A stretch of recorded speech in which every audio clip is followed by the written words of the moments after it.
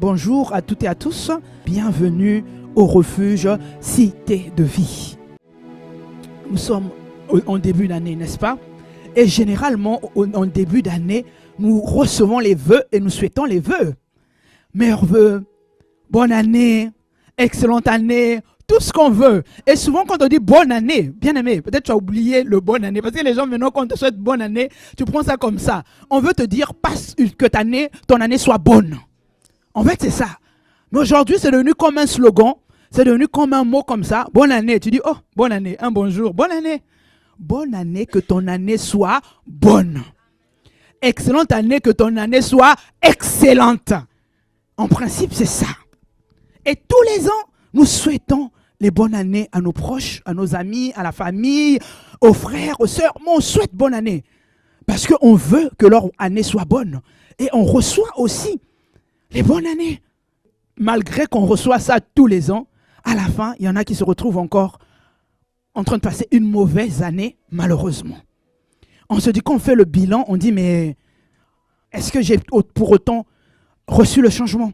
Est-ce que j'ai pour autant reçu les bonnes choses? Est-ce que pour autant quelque chose a changé dans ma vie?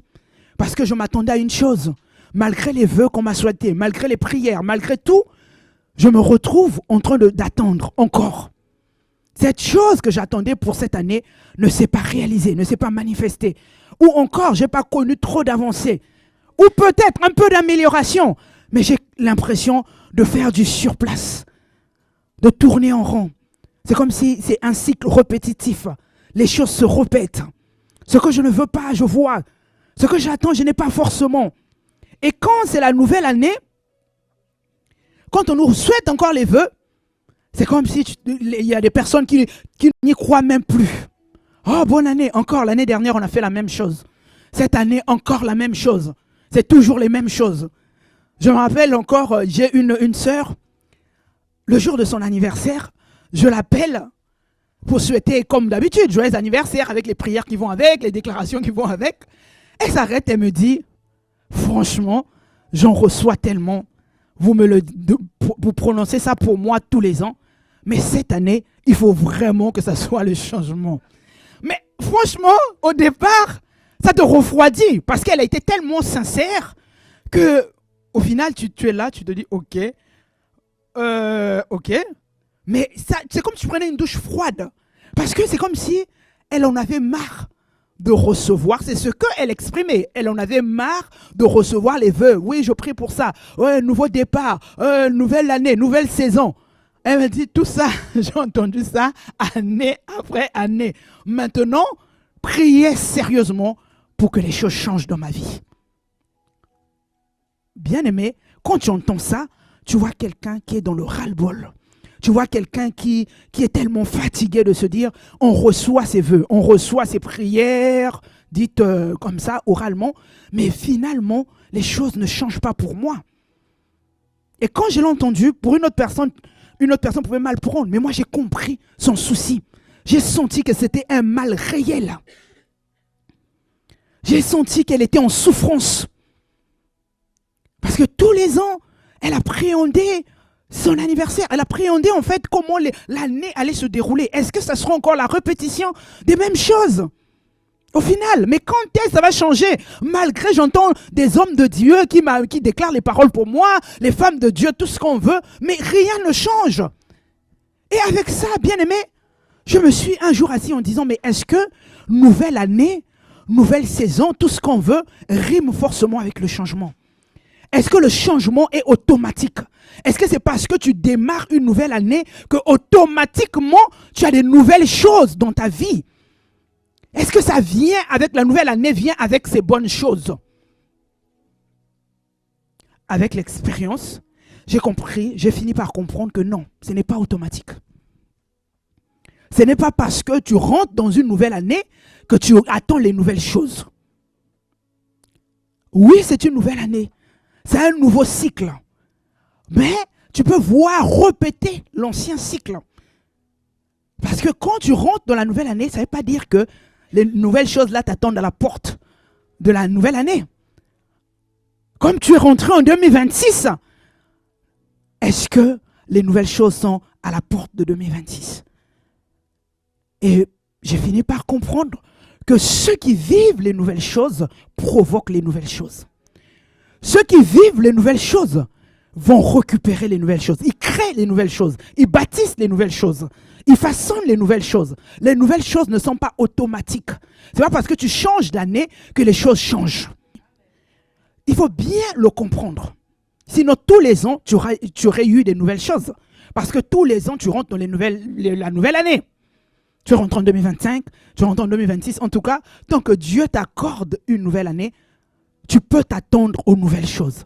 Mais les nouvelles choses, ça vient pas automatiquement. Il te donne l'occasion de vivre les nouvelles choses. L'occasion, c'est disponible. Les nouvelles choses sont disponibles. Mais est-ce que c'est tout le monde qui prend les nouvelles choses? Voilà pourquoi, en ce début d'année, du mois, on va apporter, par la grâce de Dieu, des clés, des éléments qui vont nous aider à bien commencer notre année, mais surtout aussi à la réussir. À vivre enfin, ou encore des merveilleuses choses avec Dieu. Parce que nous avons compris que ce sont des clés, ce sont des éléments que les gens découvrent pour pouvoir faire venir ces nouvelles choses dans leur vie. Alors nous aussi, nous voulons parler de ça. Et le thème de ce matin, donc tout le mois, on abordera ce thème, où par la grâce de Dieu, les pasteurs qui vont passer, ceux qui vont parler de la part de Dieu, vont nous éclairer sur comment nous allons réussir notre année, comment nous pouvons recevoir les nouvelles choses. Donc nous allons donc prendre le thème de ce jour. Comment bâtir et réussir ma nouvelle année avec Dieu. Comment bâtir et réussir ma nouvelle année avec Dieu. Comment bâtir et réussir ma nouvelle année avec Dieu. Oh, quand tu entends le titre, il y en a qui m'ont dit comment bâtir et réussir ma nouvelle année. Avec le constat, il y a des personnes qui ne bâtissent même pas leur année. Il y a des personnes qui ne prennent pas le temps de s'asseoir en disant une année se bâtit. Bâtir, c'est construire. Bâtir, c'est planifier. Bâtir, bien aimé, c'est vraiment structurer. Mais il y en a qui rentrent dans la nouvelle année comme on les a jetés dans la nouvelle année. En fait, tu étais en 2025 et puis tu te retrouves en 2026. Tu dis, ah, je suis en 2026. C'est comme s'ils ne prennent pas le temps de s'asseoir et de considérer que c'est un nouveau cycle. C'est une nouvelle année. C'est comme si rien ne s'est passé. Bien aimé, dans le monde spirituel, la nouvelle année, les cycles ont leur sens. C'est toute une année à planifier. C'est toute une année à bâtir. C'est toute une année à construire. Cela ne se fait pas tout seul. Eh oui, hier encore, je discutais avec quelques personnes où je disais, il y a des personnes qui ont vécu une vie où ils n'ont jamais rien planifié. Ils n'ont jamais rien préparé. Ils ne se sont jamais projetés. Ils vivent comme ça. C'est comme si la vie nous ballotte comme ça. Ils n'ont même pas conscience de leur propre existence. C'est-à-dire qu'ils ne planifient rien, ils ne construisent rien, ils vivent juste comme ça. Si ça m'arrive, c'est tant mieux. Si ça ne m'arrive pas aussi, on fait comment? Donc ils s'attendent, comme, c'est pas la grâce de Dieu. Ils s'attendent à rien. Ils vivent juste comme ça. Du jour au lendemain, ils se couchent, ils se lèvent. C'est comme si la vie, c'est comme ça passe tout seul. Non, bien aimé.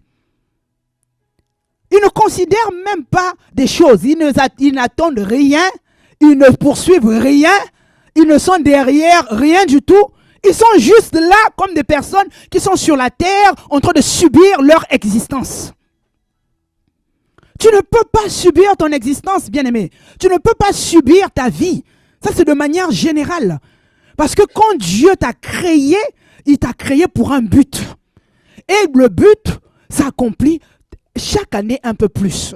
Tout ce que tu fais, année après année, t'approche un peu plus vers le but pour lequel Dieu t'a suscité. Mais si toi, tu banalises les années, si toi, tu ne fais rien, chaque année passe devant toi comme ça. Et au final, quand tu fais le point, ces personnes, même quand ils font le point à la fin, elles sont quand même déçues. Ah oui, mais je n'ai rien eu. Mais est-ce que tu as créé quelque chose? Est-ce que tu as cherché quelque chose? Est-ce que tu t'attendais à quelque chose? Peut-être que tu t'attendais à ça, mais enfoui en toi. Bon, si ça marche, comme une résignation. Tu connais une personne résignée? C'est une personne qui dit, si ça vient, c'est bien. Si ça ne vient pas, je n'ai rien à faire. C'est des personnes qui ont jeté l'éponge. ils n'ont plus rien à faire. Ils ne cherchent plus rien. Ils ne fournissent plus d'efforts. C'est-à-dire que si la pluie tombe sur les bons et les mauvais, si ça tombe là, c'est tant mieux. Si ça ne tombe pas aussi, c'est Dieu fait comme il veut. Non, bien-aimé. Tu es un acteur. Tu as quelque chose à faire. Tu dois bâtir ton année avec Dieu. Pour que cette nouvelle année 2026 soit une réussite pour toi, tu dois la bâtir. Mais je précise, avec Dieu. Parce que dans le monde aussi, des personnes se projettent. Dans le monde, les gens ont des choses aussi, veulent faire des choses. Mais nous, enfants de Dieu, nous ne voulons pas faire de nous-mêmes. Pas avec notre intelligence humaine, pas avec nos raisonnements, pas avec notre manière de vouloir faire. Mais nous voulons le faire, nous voulons aligner ce que nous voulons à la volonté de Dieu. Pourquoi? Parce qu'on sait que Dieu sait et connaît ce qui est le meilleur pour nous. En fait, c'est lui qui nous a créés. Il sait pourquoi il nous a créés. Donc, c'est lui qui sait ce qu'il attend de nous. On lit dans Psaume 127 au verset 1. Cantique des degrés de Salomon. Si l'Éternel le bâtit la maison, ceux qui la bâtissent travaillent en vain. Si l'Éternel ne garde la ville, celui qui la garde veille en vain. Si l'Éternel ne bâtit la maison, c'est-à-dire que si Dieu ne bâtit pas, la maison peut être ta vie, ça peut être ton année. Si Dieu ne bâtit pas ton année, bien-aimé, tu peux bâtir, mais tu travailles en vain. Tu travailles en vain. Il dit, ceux qui la bâtissent travaillent en vain. Alors, si tu n'associes pas Dieu pour bâtir ta vie, pour bâtir ton année, tu peux beaucoup travailler et travailler en vain. C'est-à-dire que tu fais beaucoup de choses, mais tu as peu de résultats ou pas du tout de résultats. C'est-à-dire que le travail que tu fournis, la quantité de travail que tu fais ne t'apporte pas grand-chose. Nous avons déjà vu des personnes, des agriculteurs, qui ont fait toute une année, ils ont travaillé, ils ont semé, mais en abondance. Mais au final, ils n'ont pas récolté en abondance. Ils n'ont pas eu la récolte attendue. Les graines ont eu des problèmes, les problèmes se sont passés. Ils ont traversé des nuits et des nuits en train de travailler. Mais au final, leur travail n'a pas porté. C'est cela que ça veut dire. Tu peux vouloir bâtir ton année à ta manière. Mais si Dieu ne bâtit pas avec toi, tu es en train de travailler en vain. Tu es en train de faire un travail vain qui ne va t'apporter rien du tout. Voilà pourquoi tu as besoin de dire à Dieu, viens avec moi dans mon année. Bâtis avec moi. Il dit, ceux qui gardent en vain. Tu crois garder ta vie. Tu crois bien contrôler tout. Moi, je connais des personnes dans le monde qui ne sont même pas chrétiennes, très disciplinées, bien structurées. Mais, quand tu regardes à la quantité du travail parfois, et au résultat, tu te dis, mais qu'est-ce qui s'est passé? Parce qu'il y a quelque part quelque chose qui a faussé. Ou même, chrétiens, quand il y a quelqu'un qui me posait la question une fois en me disant, mais je suis autant discipliné dans mes choses quotidiennes, c'est-à-dire dans mon travail professionnel, dans ma vie sociale, mais quand il s'agit du domaine spirituel, j'ai moins de fruits. Et pourtant, je suis un bosseur. Je suis quelqu'un qui bosse beaucoup, nuit et jour. Je suis un bosseur. Et je vois le fruit de mon travail dans d'autres domaines. Mais dans le domaine spirituel, c'est compliqué. Je lui ai dit, parce que tu n'as jamais pris conscience qu'il y a Dieu. Ce ne sont pas tes biceps, ce n'est pas tes muscles, ce n'est pas ta force humaine qui vont te faire réussir. Mais c'est vraiment quand tu associes Dieu. Bien aimé, quelqu'un qui associe Dieu dans son année, qui associe Dieu dans ses business, qui associe Dieu dans sa vie, se voit pousser, se voit porter. Tu sens comme si le travail que tu fais est même allégé. Tu vois comme si tes efforts sont portés par quelqu'un. C'est ce qu'on appelle la grâce. Tu es porté par la grâce. Vous pouvez faire le même travail, la même quantité de travail avec une personne, mais tes résultats sont plus visibles qu'une autre personne. Parce que même toi-même, tu sens que oui, vous tous, vous travaillez. Oui, vous tous, vous cherchez du travail. Mais tu vois toi-même les portes qui te sont ouvertes, les propositions que tu as, les opportunités qui s'ouvrent à toi. Tu te dis non. Ça ne peut pas venir de moi-même. Il y a quelqu'un derrière ça. Je ne sais pas si tu sais le reconnaître. Parce qu'il y en a qui pensent que j'ai eu de la chance. Bien aimé, ce n'est pas de la chance du tout. Il y a la main invisible de Dieu qui est là. Quand tu associes Dieu dans tes projets, quand tu associes Dieu dans ce que tu veux voir, il met sa main. il y a un verset qui dit, recommande tes œuvres à l'Éternel et tes projets réussiront. Recommande à l'Éternel quoi? Tes œuvres et tes projets réussiront. Ce n'est pas recommande tes projets, hein, mais tes œuvres. Ce que tu fais, ton travail à Dieu. Et c'est là où tes projets vont réussir. Tu commences par recommander tes œuvres. Les œuvres, c'est ton travail. Tu recommandes ton travail à Dieu et c'est là où tes projets vont réussir, bien-aimé. Alors que toi, tu es là en train de dire, Seigneur, mes projets, commence par tes œuvres. Commence par recommander ton travail. Cela veut dire quoi? C'est qu'il y a un travail à faire pour l'accomplissement de tes projets. Si tu dois recommander à Dieu tes œuvres, c'est que tu as quelque chose à faire toi pour que tes projets réussissent. Mais si tu ne fais pas d'œuvre, si tu ne travailles pas, tu ne fais rien, Dieu est prêt à faire réussir tes projets, mais tu dois lui recommander quoi? Tes œuvres. Quelles sont les œuvres que tu recommandes à Dieu?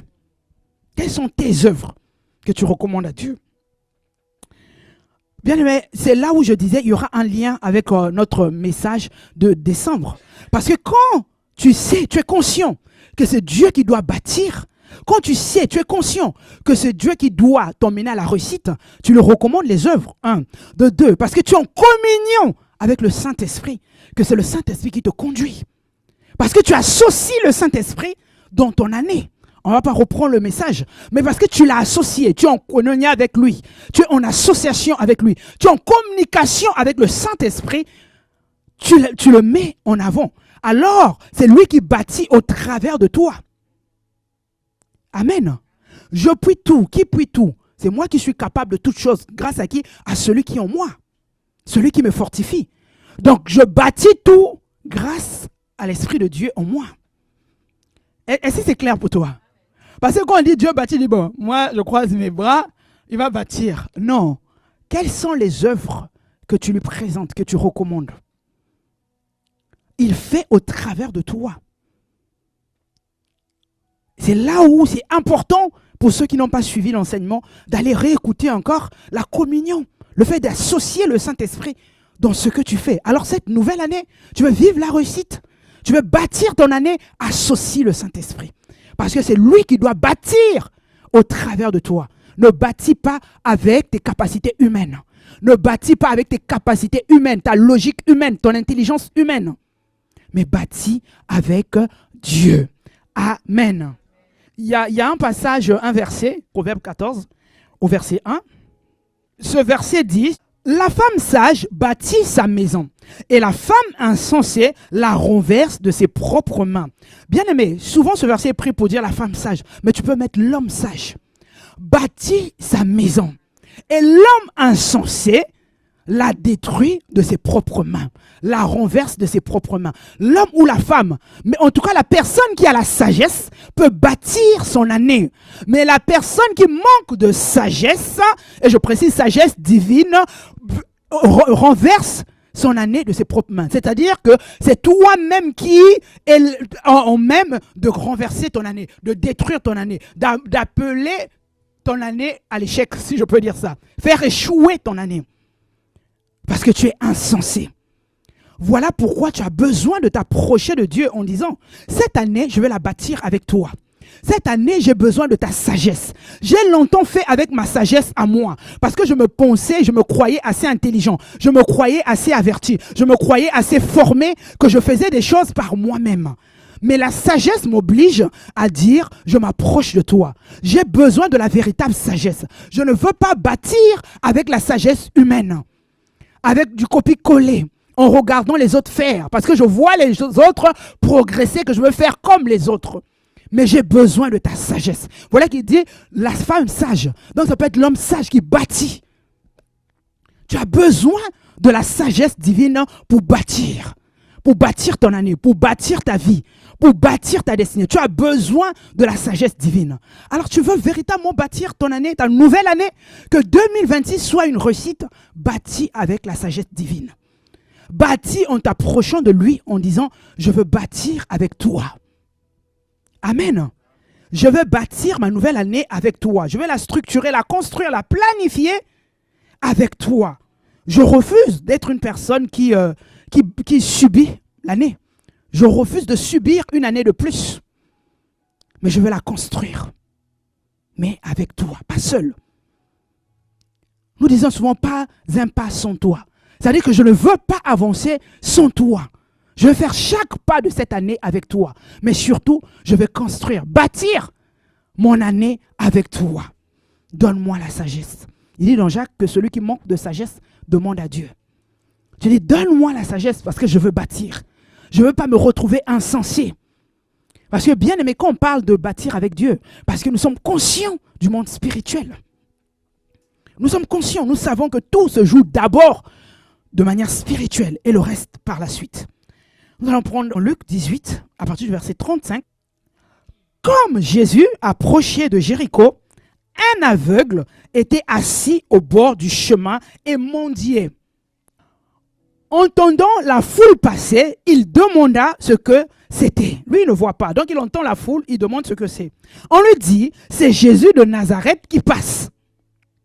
Et il cria, Jésus, fils de David, aie pitié de moi. Ceux qui marchaient devant le reprenaient pour le faire taire. Mais il criait beaucoup plus fort, fils de David, aie pitié de moi. Jésus s'étant arrêté, ordonna qu'on le lui amène. Et quand il se fut approché, il lui demanda, que veux-tu que je te fasse? Il répondit, Seigneur, que je recouvre la vue. On reprend le verset d'avant. Jésus s'étant arrêté, ordonna quoi? Qu'on le lui amène. Et quand il fut approché, le Seigneur lui demande, que veux-tu que je fasse? Bien aimé, déjà, c'est-à-dire l'histoire nous montre que quel que soit ton problème, alors qu'on sait que Dieu sait tout, la question te sera posée, que veux-tu? Que veux-tu concrètement? Qu'est-ce que tu veux? Tu viens me voir, tu cries à moi, j'entends tes cris, j'ai entendu. Mais concrètement, qu'est-ce que tu veux? Dans d'autres versions, il dit même, il demande à ce qu'on emmène l'aveugle. Pourtant, il sait que c'était un aveugle. Mais quand l'aveugle s'approche, il pose la question à l'aveugle en disant, que veux-tu? Parce que oui, tu es aveugle, mais peut-être que tu as un autre besoin. Peut-être que tu as un autre besoin. Alors, bien aimé, quand même tu pries, tu dois avoir un besoin. Pourquoi? Ça emmène ta prière à être précis. Il n'est pas allé dans 36 000 chemins. Il allait droit au but. Il a dit, quand le Seigneur lui demande, que veux-tu? Il a dit que je recouvre la vue. C'est ça mon besoin.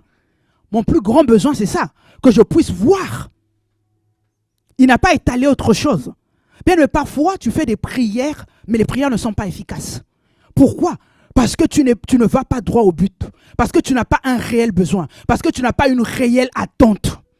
Tu ne poursuis rien, tu ne cherches rien. Tu pries juste parce qu'on t'a dit, tu pries, tu pries.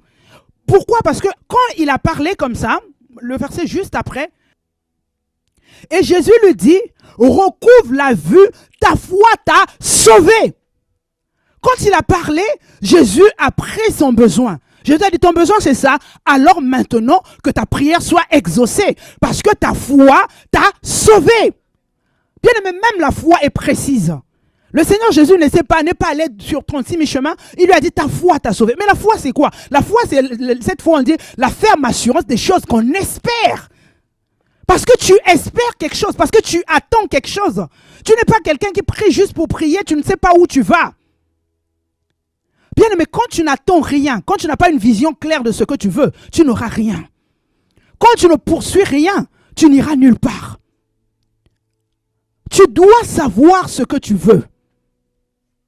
Tu dois savoir quand Dieu s'arrête, si Dieu s'arrête là, te pose la question, que veux-tu? Tu as dit, le travail, après le mariage, après les enfants, après la santé. Non. Quel est ton réel besoin? S'il te dit, pour cette année, quel est le réel besoin? Quel est le besoin dont qui te coûte, dont tu as vraiment besoin? Parce que cet aveugle, il sait que s'il voit, il peut tout faire. Amen.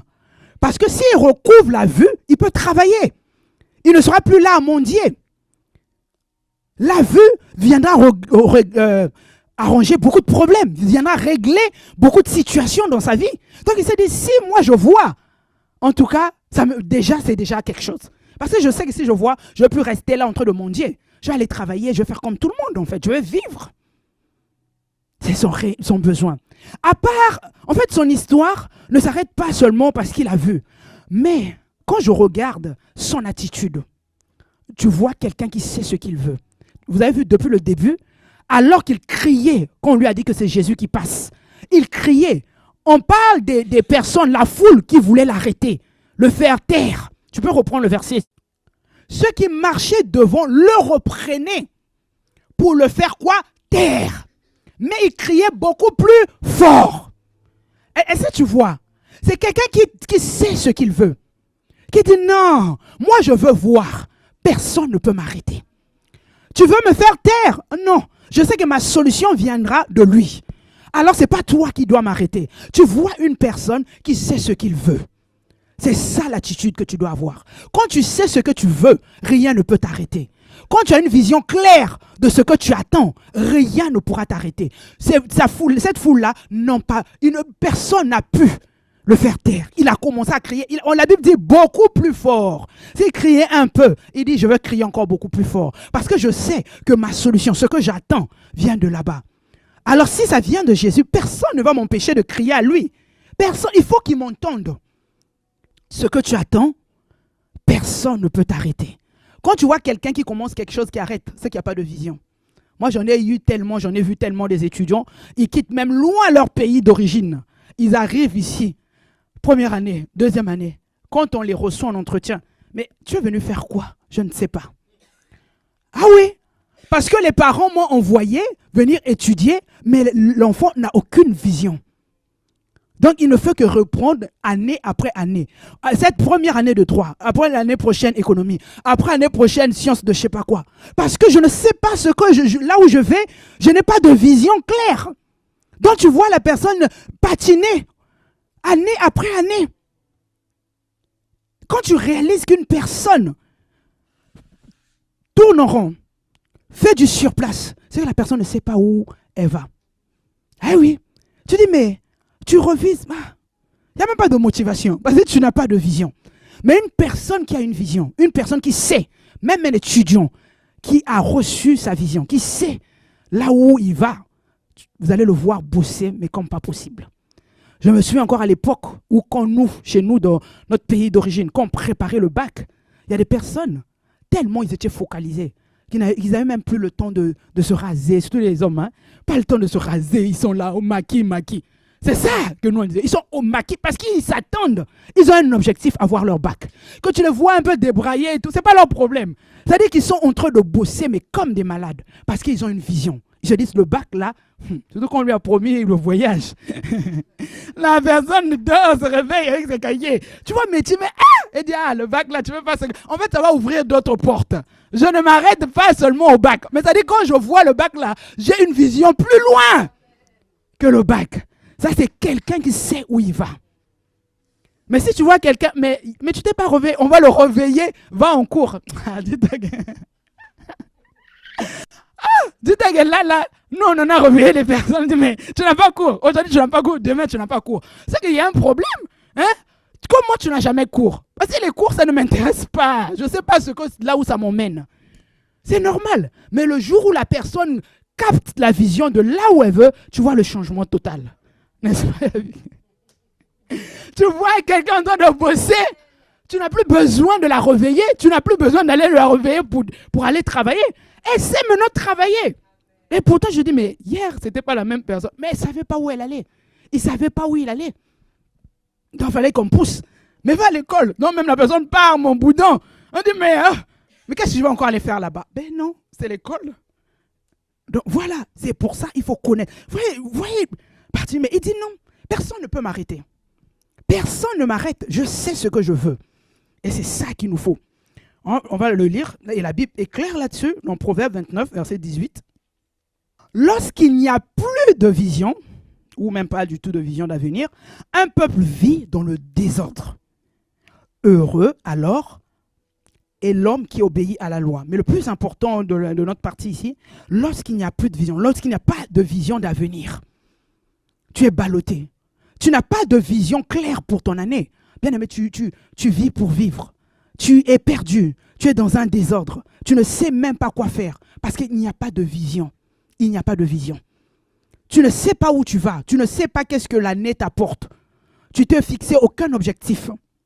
Bien aimé, tu ne peux pas faire ce qu'il faut pour que ton année soit bonne, soit une réussite. Tu ne peux pas. Amen. On va prendre le même verset dans Louis II, Proverbe 29, 18.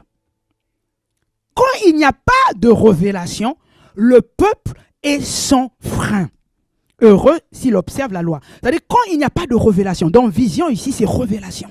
Louis II dit révélation. Le peuple est sans frein. Ça veut dire quoi? Que ta vision à toi, en tant qu'enfant de Dieu, tu ne vas pas la chercher dans le monde. Tu ne vas pas te façonner une vision selon les hommes. Mais tu vas chercher la révélation de Dieu. Quelle est la révélation pour cette année? Bien aimé, on a reçu une révélation générale pour l'Église, mais chaque personne aura une révélation individuelle. Même un couple, vous avez une révélation du couple, de la famille, mais chacun doit avoir quelque chose de particulier par rapport à sa destinée qui est particulière. Chacun aura des instructions, une directive claire de la part de Dieu, de manière particulière. En disant oui, on nous a dit élargissement.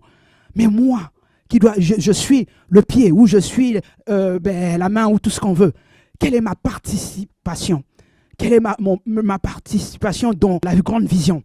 Tu auras une vision particulière, propre à toi. Et c'est clair pour tout le monde. Donc, tu ne peux pas démarrer l'année comme de rien n'était. Tu dois aller vers Dieu en lui disant, comme il a dit lui-même, je connais les projets que j'ai formés sur vous. Comme il connaît les projets qu'il a formés sur toi en cette année, il n'est pas surpris par l'année qui commence. Il sait. Mais comme c'est lui qui connaît, tu peux te tourner vers lui en disant, Père, pour cette année, on fait quoi? Parce que tu peux te retrouver en train de faire beaucoup de choses et être à côté de ce que Dieu attend que tu fasses cette année. Et ça dans tous les domaines. Toi, tu peux penser que ta priorité, c'est autre chose, mais Dieu t'attend ailleurs. Voilà pourquoi tu as besoin d'aller vers lui pour lui dire, Seigneur, pour cette année, on fait quoi? Et c'est lui qui te le recommande dans Jérémie 33, 3. Il dit, invoque-moi et je te répondrai. Il dit, invoque-moi et je te répondrai. Je t'annoncerai des grandes choses, des choses cachées que tu ne connais pas. Invoque-moi, je vais te répondre.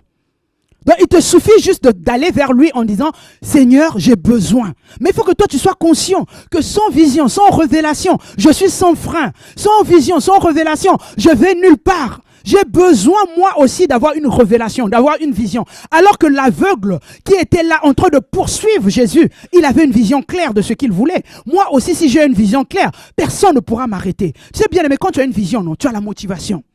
C'est un moteur. C'est parce que tu sais que tu poursuis quelque chose. Tu sais que j'ai besoin d'obtenir ça. Tu mets tous les moyens en place pour pouvoir réussir ce que tu attends. Alors tu veux réussir ton année, mais il faut avoir la vision pour l'année. Ça serait la force, la motivation. Comme ça, quand tu commences quelque chose, et même quand ça devient compliqué, tu penses à la vision. Tu penses aux objectifs. Tu dis non, je ne peux pas m'arrêter. Parce que je dois atteindre cet objectif. Parce que je dois accomplir cette vision. Mais si tu n'as rien, tu ne vois rien, tu ne te projettes pas, tu n'as rien à perdre. J'ai toujours pris l'exemple des personnes qui sont déterminées à perdre du poids. Parce que je vois comment ça se passe. Une personne qui dit, moi je dois descendre la barre de 70, 80 ou tout ce qu'on veut, mais j'ai un objectif, il se fixe. Avant la fin de l'année, il me faut peser 65 kilos ou 70. Mais la personne mettra le plan d'action tout en place. Tu verras discipliné. Là où les autres vont manger, prendre n'importe quoi, même à la pause déjeuner, toujours son petit tupperware. Bon, je prends demi-légumes ou un quart de viande, un quart de féculents. Respecté. Quand tu vois quelqu'un bien respecté, bien structuré, c'est une personne qui vise un objectif. Quand tu ne vises rien, à la pause déjeuner, bon, sandwich, on prend. Ceci, on prend. Mais quand tu vois quelqu'un en train de se discipliner, non, cette personne a une vision. Elle sait où est ce qu'elle attend. Pose-lui la question. Alors que tout le monde, souvent ici dans les bureaux, il y a beaucoup de sucré, il y a beaucoup de choses comme ça. Tu dis non, je ne prends pas. Hier, tu prenais, mais aujourd'hui, tu ne prends pas. Tu as un problème? Non, je ne prends pas. Parce que tu as une vision claire. Tu te dis, si je m'amuse à faire comme tout le monde, je ne vais pas atteindre mon objectif. Mon objectif, c'est vraiment avoir mon poids idéal. Alors, je mets tout en place. Je me discipline. Bien aimé, tu vois ce que la vision peut t'emmener à faire. La vision va t'emmener à te discipliner. Parce que quelqu'un qui sait là où il va, il se prépare. Mais si tu n'as pas de vision, tu vis comme tu vis. Donc, il faut savoir ce qu'on veut pour son année. Il faut le savoir. Il faut savoir. Une personne qui sait que cette année, je dois avoir un bon travail. Il y a une préparation. Si je n'avais pas la formation adéquate, je vais me former. Là, il y a une vision. On voit la vision. On sait que la personne veut aller quelque part. Parce que quand on voit la préparation, on sait qu'il y a une vision derrière. Mais une personne qui vit juste pour comme ça, c'est qu'il n'y a pas de vision. Je veux avoir un travail que j'aime ou selon ce que je vise. Je sais que pour l'avoir, j'ai besoin de telle et telle compétence. Je me forme. Il y a une préparation, bien-aimé. C'est comme ça qu'on bâtit ce qu'on veut. Moi, je veux bâtir mon travail de demain, mais je me prépare aujourd'hui. Je veux bâtir mon avenir demain, mais j'ai une préparation. Même dans le domaine spirituel. On t'a dit, oui, tu vas être évangéliste. Bien, mais tu crois que comme ça, tu te lèves du jour au lendemain, tu commences à évangéliser dans les rues? Il y a une préparation, même de manière spirituelle. C'est Dieu qui t'envoie. Est-ce que tu prends un temps à part pour dire que comme tu m'envoies, j'ai besoin de me préparer avec toi?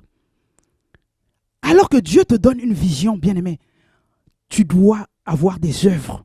Tu dois avoir quelque chose que tu fais derrière. C'est ce qu'on appelle la préparation. Et la vision, bien-aimé, quand c'est clair, ça t'emmène plus loin. Ça t'emmène plus loin. Quelqu'un disait que la vision, c'est ce que tu continues à voir, même quand tu as les yeux fermés. C'est beaucoup plus grand que ce qui tourne là. C'est beaucoup plus loin, beaucoup plus grand. Et il y a quelqu'un qui a dit un jour, pendant des années, j'attendais que ma vie change. Puis j'ai fini par comprendre que c'était elle qui attendait que je change. Parce que quand on rentre dans la nouvelle année, les gens veulent le changement. Mais la nouvelle année attend que tu changes. Ce n'est pas elle qui va t'emmener le changement, mais c'est toi qui dois changer. Parce que tu peux vivre la même année si tu es la même personne. Est-ce que c'est clair? Tu veux une année différente, sois différent. Tu veux du changement, change. Alors que la personne attendait que sa vie change. Année après année. Bonne année, excellente année. Mais c'est jamais excellent, c'est jamais bon. À la fin, déçu. Mais sa vie lui dit, mais chacun s'attend là. Toi, tu attends que je change. Moi aussi, j'attends que tu changes. Maintenant, qui va changer avant? Toi, tu dois changer pour que je change. L'année a changé, mais est-ce que toi, tu as changé? C'est là le problème. Et à un moment, tu finis par comprendre en disant, mais en fait, le changement, c'est moi d'abord. Donc, c'est voilà pourquoi j'ai besoin de savoir où je vais. Et je commence à mettre en place ce dont j'ai besoin, le plan d'action pour accomplir ma vision. Amen. On va prendre Job 22, 28. À tes résolutions répondra le succès. Sur tes sentiers brillera la lumière. Ah oui, résolution. C'est à tes résolutions. Tu n'es plus une personne qui est passive. Tu n'es plus une personne qui est là, qui attend juste. Mais tu prends des résolutions. En fait, ton succès, c'est la réponse à tes résolutions. Tu n'as pas de résolution, pas de succès. Tu n'as pas de résolution, pas de réussite. Le succès t'attend. La réussite t'attend. Il dit, mais moi, je suis la réponse à tes résolutions. Est-ce que c'est clair pour quelqu'un? Je suis la réponse à tes résolutions. Quelles sont tes résolutions pour cette année? Tu attends le succès? Tu attends la réussite? Quelles sont tes résolutions? Parce que c'est en fonction de ça que tu vas me voir me présenter, moi qui m'appelle succès. Donc, pas de résolution, pas de succès. On est d'accord? Si tu vis comme d'habitude, tu auras que comme d'habitude. Si tu vis en subissant la vie, tu vas faire subir encore cette année. Si tu attends sans rien faire, tu n'attends rien. Tu n'attends rien, tu subis. Si la pluie tombe, c'est bien, je suis mouillé. Si ça ne tombe pas, ça là, tu n'auras rien. Tu n'auras rien. Les résolutions, c'est quoi? C'est une décision ferme. C'est une décision ferme. Quand on parle de résolution, ne prends pas ça comme une intention. Parce qu'il y en a qui commencent l'année avec beaucoup d'intentions. Des bonnes intentions. Mais quand tu leur poses la question, avec toutes ces intentions-là, ils vont te dire c'est ma vision. Ma vision, c'est ça, mais c'est des intentions. Hein. Parce que quelqu'un me disait, malgré ma bonne volonté, j'ai dit pour une résolution, on n'a pas besoin de bonne volonté. La bonne volonté ne va pas t'emmener à réussir. Eh oui, malgré ta bonne volonté, tu n'auras rien. Parce que tu n'as pas besoin de la bonne volonté. Dans résolution, il y a une décision. Et dans la décision, il y a quoi? Il y a la volonté, mais il y a l'action. Tu ne peux pas juste penser, ça c'est des intentions. En fait, ce sont des intentions. Une personne qui décide agit. Quand tu es décidé, tu es dans l'action. Tu ne peux pas être décidé à faire quelque chose et tu es assis chez toi. Non. Donc, quand tu parles de résolution, c'est une décision ferme qui t'emmène à agir, à poser des actes. Je veux chercher. Une personne qui ne cherche pas, ne trouve pas. Ah oui, tu ne cherches rien, tu n'auras rien. Alors ne commence pas ton année comme les autres années. Commence ton année avec une vision claire. Même avant de payer un billet de train ou d'avion, tu définis d'abord là où tu vas. Tu connais ta destination. Tu as une direction claire dans ta vie, dans ta tête. Tu sais que je vais à Paris, je vais payer un billet pour aller à Paris. Je vais en Afrique, je vais prendre un billet pour y aller. Tu ne montes pas dans un transport comme ça, dans un avion, tu ne te retrouves pas dans le train où tu vas, ça nous emmène là où ça nous emmène. Non. Tu ne veux pas, non. Tu vas prendre en fonction de là où tu veux y aller. Donc tu ne peux pas rentrer dans l'année comme quelqu'un qu'on a mis dans le train sans en connaître la direction. Non. Tu dois avant tout te dire où vais-je pour cette année. Quand tu es dans le train de 2026, tu sais au moins là où 2026 t'emmène. Ce n'est pas au milieu, genre quelqu'un qui a pris le train pour Paris, tu arrives vers Limoges, tu veux descendre. Mais tu ne sais pas là où tu vas en fait. Tu es là à Limoges. Là, c'est que escale. Donc, tu es là en escale. Tu attends que le train continue. Parce que toi, ta vision, c'est quoi? Ton objectif, c'est quoi? Atteindre Paris. Alors, si tu vois quelqu'un, début d'année, tout le monde a des bonnes intentions. Ah, je me lève avant l'aurore, je prie. Tout. Tu vois, janvier, février, mars. Ah, mais c'est comment? Ces temps-ci, vraiment, je suis lourd. Bien aimé, dis-toi que la personne n'a pas une vision. Parce que vous avez vu le cas de Bartimée. Alors qu'on voulait le faire taire, il n'a pas arrêté. Une personne qui a une vision ne s'arrête pas. Tu peux être fatigué aujourd'hui, tu dis non. Mais pourquoi j'ai commencé? Pourquoi je me suis fixé ces objectifs? Parce que j'ai une vision à atteindre. Je n'ai pas encore atteint ma vision. Je n'ai pas encore atteint mes objectifs. Je ne peux pas m'arrêter en chemin. Une personne qui jette l'éponge en chemin ne sait pas où elle va. N'a pas de vision claire. C'est que c'est encore flou. Amen. J'ai vu des personnes déterminées à voir ce qu'ils attendaient. Parce qu'ils ont mis tous les moyens en place. Je sais que tu en as connu, moi aussi j'en ai connu. Il y a des personnes, même dans notre entourage, quand tu voyais cette personne, tu savais que la personne va réussir. Ah oui. Quand tu vois cette personne, une personne comme, tu dis non, celle-là, je sais qu'elle va réussir. Tellement elle est déterminée. Tellement elle ne l'abandonne pas. Tellement elle ne lâche pas. Je dis souvent que ces personnes, quand ils viennent au Seigneur, c'est vraiment des personnes formidables. C'est des personnes, parce que la foi est ferme. Tellement ils ont un caractère de nature, des personnes qui n'abandonnent pas. C'est des personnes qui sont des personnes battantes. Et les personnes ont même le même caractère. J'en connais autour de moi. Quand tu vois, mais ce qu'il fait, même parce que la personne est devenue, elle est maintenant chrétienne, mais je connaissais la personne avant. J'ai dit, c'est une personne qui ne fait jamais les choses à moitié. Donc, ce qu'elle fait là, c'est par la grâce de Dieu, oui, mais Dieu utilise ce qu'il a. Il a quelque chose en lui que Dieu utilise. Et bon, moi, j'ai eu le privilège de le connaître avant. Je savais que c'était un caractère qu'on appréciait déjà chez lui. Il était à fond dans tout ce qu'il faisait. Et là, il est venu au Seigneur, il est à fond. Il y a des gens comme ça. Après, même notre pasteur Pascal était comme ça. Il était informaticien à fond. Il veillait pour l'informatique. Il est venu au Seigneur, il veillait pour Dieu.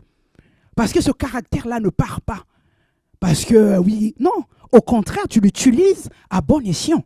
Mais c'est quelque chose que tu avais développé depuis un moment. Bien, mais développe la détermination. Dès lors, quand tu veux quelque chose, va chercher. Ne sois pas la personne passive pour ta propre vie. Ne pense pas que la nouvelle année va réussir toute seule. Non, elle ne se fait pas toute seule. Elle se façonne, elle se construit, elle se bâtit. Avec Dieu, mais avec ta participation, ta collaboration, avec toi. Paye le prix qu'il faut pour réussir ton année. Si tu ne l'as jamais fait, fais-le cette année. Dis que cette année, je ne fais plus comme les années d'avant. Les années d'avant, j'ai laissé couler. J'étais passif pour ma propre vie. Mais non, aujourd'hui, je veux être acteur. Je veux participer avec Dieu pour bâtir mon année et la réussir. Amen. Est-ce que nous pouvons encore acclamer le Seigneur pour sa parole?